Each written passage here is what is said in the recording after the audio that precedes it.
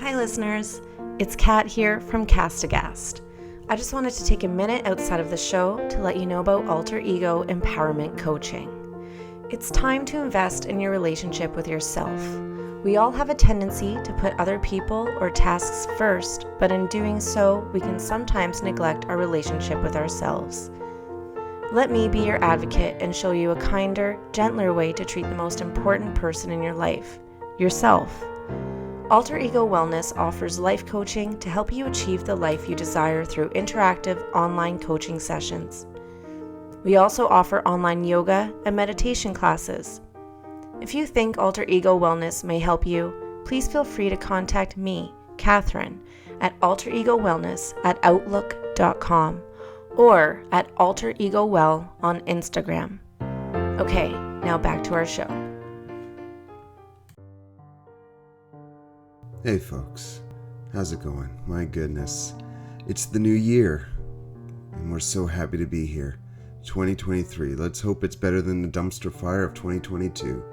And what better way to start off on the right foot than to recount the rape and murder of a person? You know what you signed up for when you turned on this podcast. It's fucking true crime. Here's what we have for you today. We have asking to borrow a shovel, gas can, and a flashlight. Being wet from the waist down. A green Camaro. And multiple 911 calls. If this sounds like that one uncle you don't invite to Thanksgiving anymore, you're not wrong. You're not wrong. No, unfortunately today, we are talking about the tragic death of Denise Amber Lee. This one is a right piss off, and you'll see why soon enough. So, get your fucking seatbelts on. 2023 is about to begin. Let's have some murder, rape, and mayhem. I'm John. And I am Kat. And this is Castbox.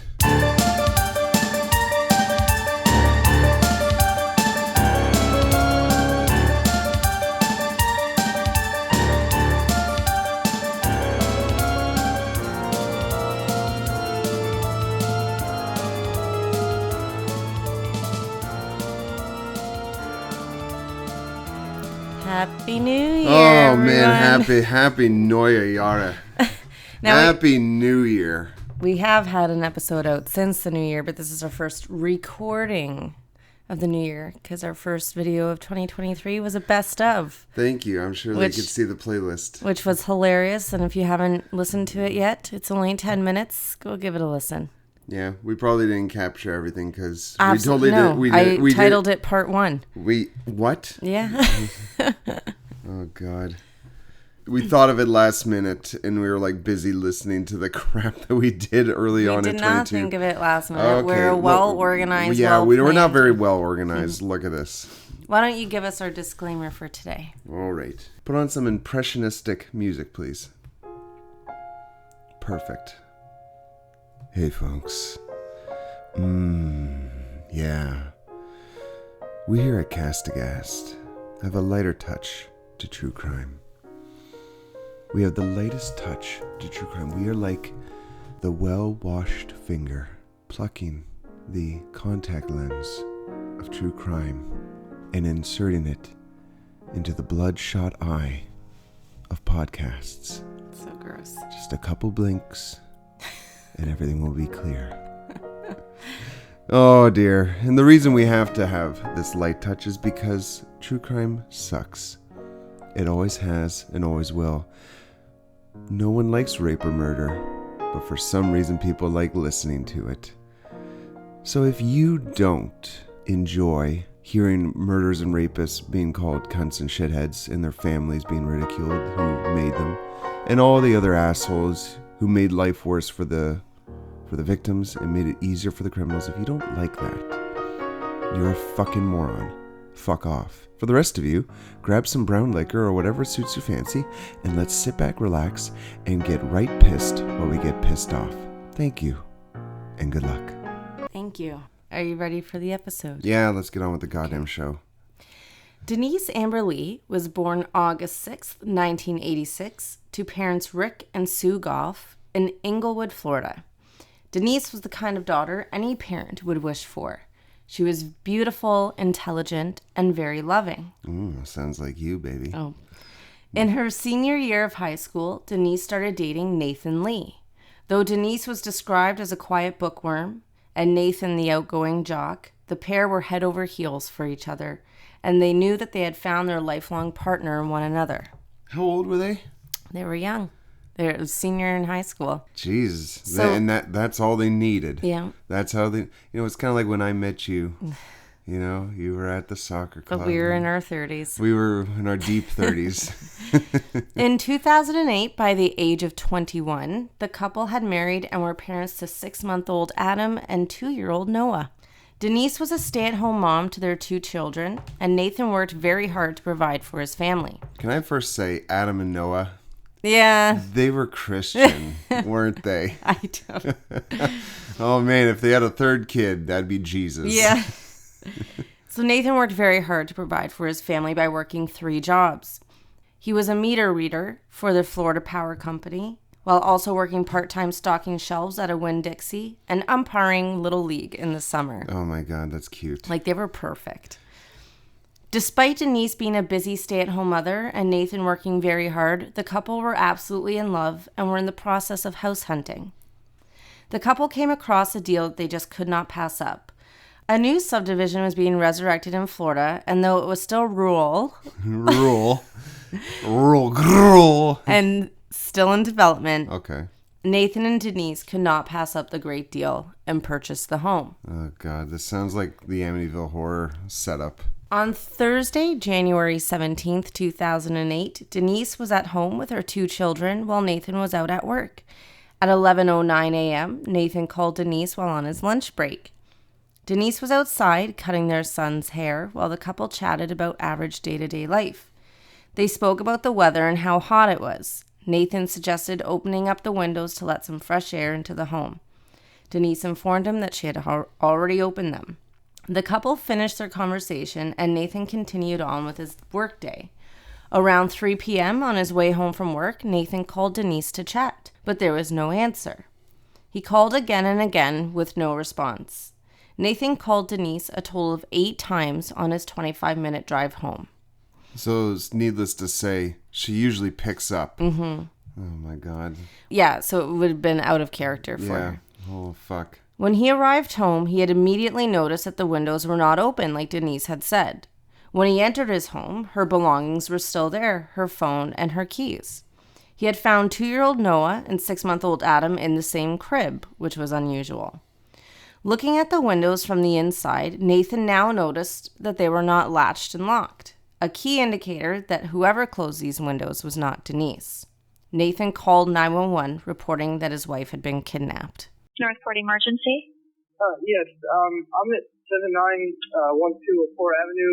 I just got home from work, and my wife, I can't find her. My kids were in the house, and I don't know where she is. I've looked every single place. Everything looked normal. It's just the only thing that wasn't normal was the fact that obviously Denise wasn't there.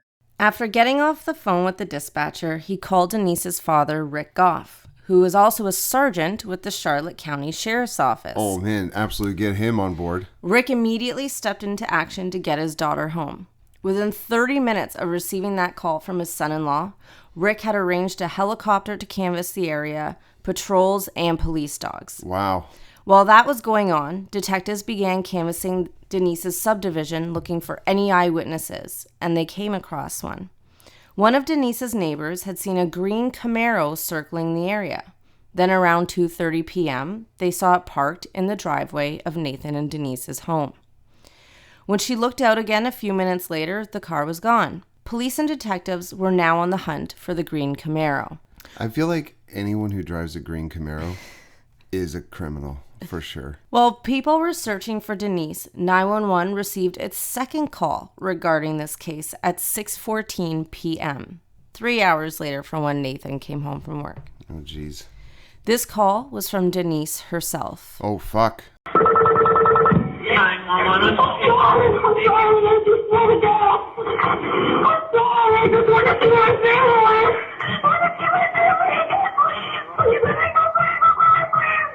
Help me. Help me.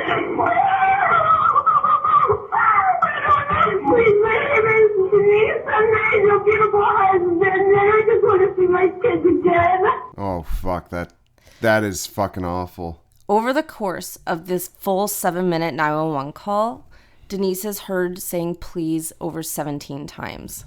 This thing went on for 7 minutes, apparently? Yeah. Holy shit. And I think the dispatcher, a lot of people were giving the dispatcher some flack because she was asking her questions. And clearly Denise was just trying to say what she was saying conversationally because the kidnapper didn't know that she had his phone. Yeah. As you could hear, Denise didn't let on to her captor that she had his phone. She was just trying to plead with him and have a conversation that might result in the cops being able to locate where they are. Police tried to trace the call, but unfortunately, the phone was a burner phone, which detectives could not trace. However, they were able to uncover a very important piece of information: who the phone number was registered to. Oh, really? And that was Michael King. The 911 call was played for Nathan and her father, and it was confirmed by them that that was Denise. Oh, fuck, that must have been so fucking terrible to listen to. She was alive, and the already urgent need to find her was amplified. Yeah. Michael King was an unemployed 36-year-old man. He was born in Michigan, but now lived in Northport. 36 years old? Northport, Florida. 36-year-old man. And this was? In 2008. 2008 minus 36. 1972. Gen X alert! The level of admiration I actually have for China. Fucking useless Gen Xer. He now lived in Northport, Florida, which is only about 15 minutes away from Denise's home. He was newly divorced, an unemployed plumber who was on the verge of bankruptcy and home foreclosure. It was very likely that Michael King was Denise's kidnapper. Just as all this was unfolding, a third 911 call came through to dispatchers at 6:23. Holy so shit. 10 minutes later. This time from 17-year-old Sabrina Moxlov. And the girl came got out of the car, and my dad's cousin went and put her back in the car. And when she got out, okay, where's your dad's house? It's in Northport. Where would he be going with this female? He came over to my dad's house, borrowed a shovel, a gas tank, and something else. Oh my god. This is crazy, like how many calls are coming through. Sabrina Moxlov is the daughter of Michael King's cousin. Yeah. Michael King had shown up to his cousin Harold's house and asked to borrow a shovel, a gas can, and a flashlight because his lawnmower was stuck in the mud. Oh, that's bullshit. It was then that Denise escaped the vehicle screaming at Harold to call 911. Oh my god. When Harold asked what the hell was going on, Michael told him not to worry about it, got Denise back into the car, and sped away. Come on, Harold. Harold had chalked it up to a domestic issue with Michael and a possible new girlfriend, but he still decided to head over to Michael's house. Michael was not there, and there was no lawnmower stuck in the mud. Yeah, of course. So his daughter called 911. At 6:30 p.m., a fourth 911 call came in. Fuck off, really? Holy shit. This was just 7 minutes after Sabrina had called about what she'd seen. Jane Kowalski was driving down Canberry Boulevard on Highway 41. She was at a stoplight when she could hear what she thought was a child screaming in the car next to her and a banging on the window. She thought what she was witnessing was a child abduction, but it was Denise. Oh my God. Play that call for you now. Where's your emergency? Well, I'm on 41 going south, and I'm going to do a cross street right now. I'm on Chamberlain. I just crossed Chamberlain. I'm on 41 going south. And I was at a stoplight, and a man pulled up next to me, and there was a child screaming in the car. What kind of vehicle was he in? It's a blue Camaro. Fuck, this is crazy. Is this like this entire fucking place is like you see anything call? I know. Like, holy shit. So they had the make of the car and the direction Michael was headed, Toledo Blade. However, due to where Jane was calling from on Highway 41, the 911 call was sent to Charlotte County, while the other 3 calls were picked up in Sarasota. This 911 dispatcher, along with 2 others that were participating in the call that we can hear the dispatcher acknowledging, did not log the 911 call, and the police were never dispatched. Oh, fuck off. Why was it not logged? Because they're idiots. Oh, for fuck's sake. How many times, we should fucking set up like a count for how many times the dispatchers fuck up. We'll get to why they believed. All right, 2023, right? Dispatcher fuck up. Market 1. Let's see how long it goes. The patrols that were working hard to find Denise were never informed of Michael's location when on Toledo Blade, where a patrol car was during the 911 call. It is extremely likely that Michael and Denise had driven right past the patrol car. Oh, that is so fucking stupid. What a fucking ignorant imbecile. The very next day, Jane was watching the news and saw a photo of Michael King. She immediately recognized him as the man in the car she saw the night before. She called the police and told them that this was the man she saw and if they needed any additional information from her. She was shocked to learn that they had no idea about her 911 report. That is so fucking stupid. Michael's cousin Harold also saw the news and contacted police. Is he gonna hurt the girl? You saw them though. And where was she? In the car? Was she okay? At 9:16 p.m., a patrolman on Toledo Blade had spotted Michael's green Camaro. He pursued after him and pulled him over, blocking his car with his own. The cop drew his gun and instructed Michael to get out of his vehicle. He had to do this multiple times, which Michael ignored. Finally, the cop demanded that if Michael did not exit his vehicle, that he would open fire. Oh, shit. After that demand, Michael stepped out of his vehicle. He was immediately detained.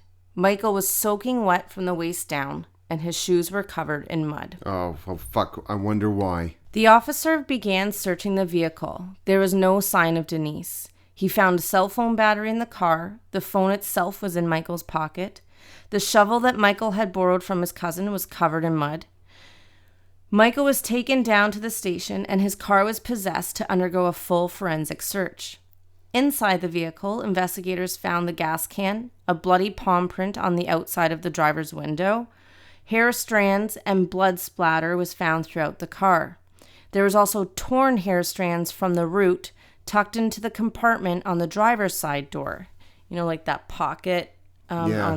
Yeah. Though this was all damning evidence, there was a key item found that would confirm that this was, in fact, where Denise had been last. A ring that her husband had given her on Valentine's Day when they were dating. Though a modest, heart-shaped $40 ring, Denise had never taken it off since the day it was given to her. It was left in the car. Oh, I wonder if she left it. I can almost... Like a fitted ring? Yeah. Like, it doesn't just slip the fuck off. And if she never took it off, but yeah. It's like she left it as a piece of her, like it was me in here. During his police interview, Michael did not utter a peep. He claimed he was innocent. Police even had his cousin Harold come into the interrogation room to try and get Michael to talk, but still he wouldn't say anything. Finally, after a long while, Michael did start talking, but he claimed that his sex with Denise was consensual. Oh, I hate when they fucking do this shit. But they were ambushed by ski mask wearing men, and that Denise was shot from a helicopter and killed. What? Shot from a... That was his like story. All of a sudden a scene from Commando happens. Fucking imbecile. Investigators obtained a warrant and headed to Michael's home and discovered his rape room. Oh my God, he has a rape room. The master bedroom windows were covered up and the bed had multiple restraints on it. Oh, for fuck's sakes. They found duct tape with clumps of hair stuck to it, which was confirmed to be Denise's. Michael had been hunting for a victim. He was cruising the area and had the confidence to kidnap a woman in broad daylight. He took Denise to his home after capturing her and held her captive for over 3 hours. Then he headed to his cousin's to retrieve the items he'd need to end her life and make her disappear. Oh my God. Denise was shot in the head and buried naked in a 4-foot deep hole. What the fuck? Michael also buried other items of evidence throughout the same area. Denise Lee's remains were found on January 19th, off of Toledo Blade, just 5 miles from where Jane called 911, reporting Denise's sighting. Oh my God, holy fuck. Michael was arrested and charged for the abduction, sexual battery, and murder of Denise Amber Lee. On August 24th, 2009, his trial began. Just 4 days later, on August 28th, a jury deliberated for 2 hours and 5 minutes and found Michael King guilty on all charges. Good. On September 4th, 2009, the jury, with a vote of 12-0, sentenced him to death. Good. Good. Fucking kill this piece of shit. The 911 dispatchers from Jane's call were suspended without pay. Good. And they blamed the mix-up on shift changes and being understaffed. And being fucking shitty at their jobs. Go work at a community center if you're going to be so shitty, you fucking idiot. Denise's family used their rage to fuel a fight. Denise's husband, Nathan, pursued charges to the 911 system that had so many opportunities to save Denise that day. Yeah. There were 5 911 calls. That's so fucking ridiculous. On April 24th, 2008, the Denise Amber Lee Act was passed, which will provide training for 911 dispatchers. Sadly, it's a voluntary training and not mandatory. What is the fucking point then? But it is a small step in the right direction, and I hope anyone who enters the field finds this training necessary and takes it. Nathan Lee and Denise's father, Rick Goff, continue to fight every day to get Denise's law passed, which would make the training mandatory. On January 23rd, 2023, they will be hosting their annual Be the Difference event as a part of the Denise Amber Lee Foundation. And you can visit deniseamberlee.org for more information on that event. Wow. Jesus. So that is the tragic and, in my opinion, very unnecessary death of Denise Amber Lee. There's very few times in the cases we've done that there have been so many opportunities to save a person. Yeah. Like the woman, Jane, was following him. And she's like, oh, he's turning on to Toledo Blade. Do you want me to follow him? And they're like, wait. Guys, stop talking. Like, it's just the most frustrating thing to listen to. And the most heartbreaking thing is listening to Denise's call.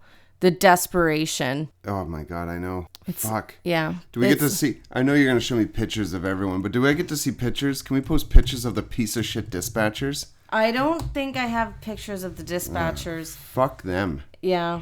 So that's Michael King. What the fuck? He doesn't look 36. He looks fucking 50. That is what 36 looks like? Yeah. Holy shit. Jesus. If his eyes were any more sunken into his fucking bulbous gourd of a head, he'd be looking at his ass. Yeah. Jesus. Holy fuck. That's Denise and her husband, Nathan. Oh, for fuck's sakes. Fuck all this. This poor woman. This poor family. That's her father. That man is a cop. Yeah. Yeah. There is nothing about him that doesn't shout cop. I don't know how he handled being in the same room as that man. Oh, no matter what he would do, I would say he's justified. Yeah. That fucking, like, rotten Mr. Potato looking fucker. That's so fucking awful. Yeah. And these poor children, you know, Nathan and Denise's children, Adam and Noah, are without their mother now. Like what the fuck? I know. Who fucking does that? Thank God he was such a stupid asshole that they caught him. Yeah. But still, like, it was such a needless thing. Like, he was such a complete fuck up. Like, look at his fucking haircut. He's clearly a complete fuck up. Look at his fucking ears. He looks like he fucking belongs in, like, Thor the Dark World. Like, piece of shit. Well, shall we? He looks like Tom Sizemore's ugly older brother, who clearly has, like, an appendix issue. Yeah. This should have been so avoided. I think we should end on Denise and all the hard work that Nathan and Rick are doing. And again, anyone, it's a great site. Visit deniseamberlee.org to check out their event, see if it's near you, and support the good cause. of making that training mandatory. I hope it gets mandatory.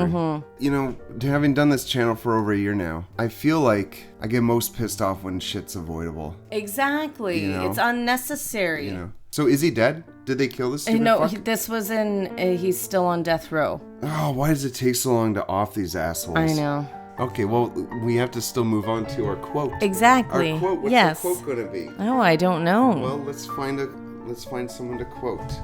Oh my God, here we go. Daniel Baldwin quotes.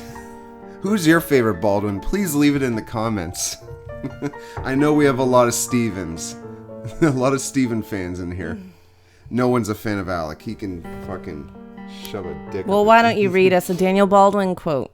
Okay, let's hear the wise words of His Majesty, Daniel Baldwin. If you ask me, I think I will be sober in 24 hours' time. I can say yes. What? If you ask me if I think I will be sober in 24 hours' time, I can say yes.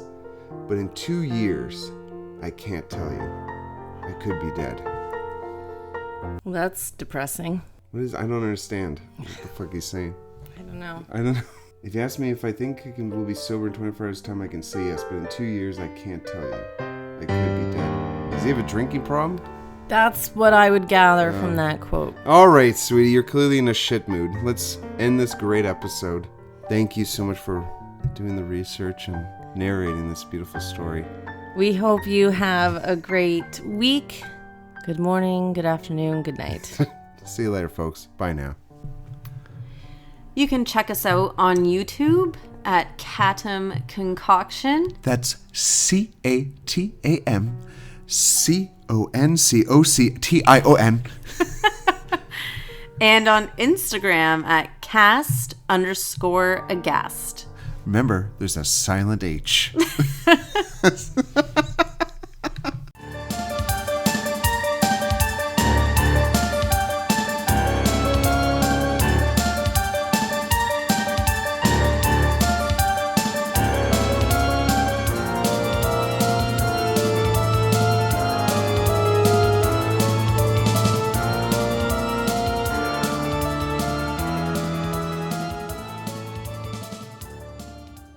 Why'd you have to do that? All it did because was the fucking microphone was affected and you might have fucked up everything. Okay.